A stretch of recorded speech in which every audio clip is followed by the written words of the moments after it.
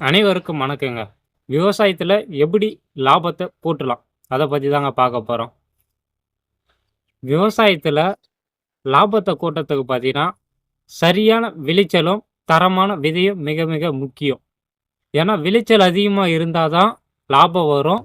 விளைச்சல் அதிகமாக இருக்க தரமான விதை தேவை.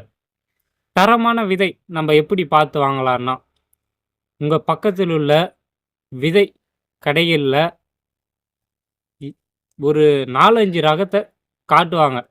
அதை தெரிஞ்சவங்ககிட்ட கேட்டோ, அப்படி இல்லையா உங்களுக்கு தெரியலையா ஹை குவாலிட்டி விதைன்னு கேட்டாலே அவங்களே கொடுப்பாங்க. அதை வாங்கி விவசாயம் பண்ணுங்க. ரூ. 100 அதிகமாக இருந்தாலும் பரவாயில்ல, அந்த விதையை வாங்கி விவசாயம் பண்ணுங்க, லாபம் வரும். நம்ம விலை குறைவான விதையை வாங்கி விளைச்சல் குறைவாக இருப்பதனால நமக்கு நஷ்டம் ஏற்படும். இரண்டாவது, காலநிலை. காலநிலை என்பது மிக மிக முக்கியம். பருவம் பார்த்து பயிர் செய்யணும் விவசாயத்தில். நம்ம மழைக்காலத்தில் பார்த்தீங்கன்னா கீரை நிறைய பேருக்கு தெரியும். சிறுகீரை, அறுக்கீரை, மணத்தக்காளி, தண்டுக்கீரை, நிறைய ரகம் இருக்குது.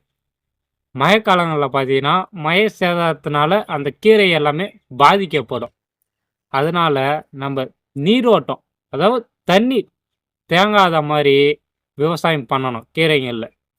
அதுவே சேம்பு, உருளைக்கிழங்கு அதுக்கெல்லாம் தண்ணி இருந்தாலும் பிரச்சனை இல்லை, அதாவது அதிக அளவில் இருக்கக்கூடாது. அதுக்கப்புறம் நெல்லுக்கு பார்த்தீங்கன்னா மழை பெய்ந்தால் அதிகமான நஷ்டம் ஏற்படாது. பட் அறுவடை டைமில் மழை பெய்ந்தால் அதிகமான நஷ்டம் ஏற்படும்.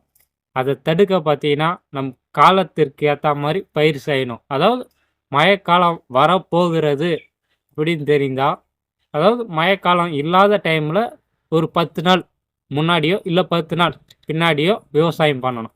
அப்போ மழைனால் சேதாரம் ஏற்படாது.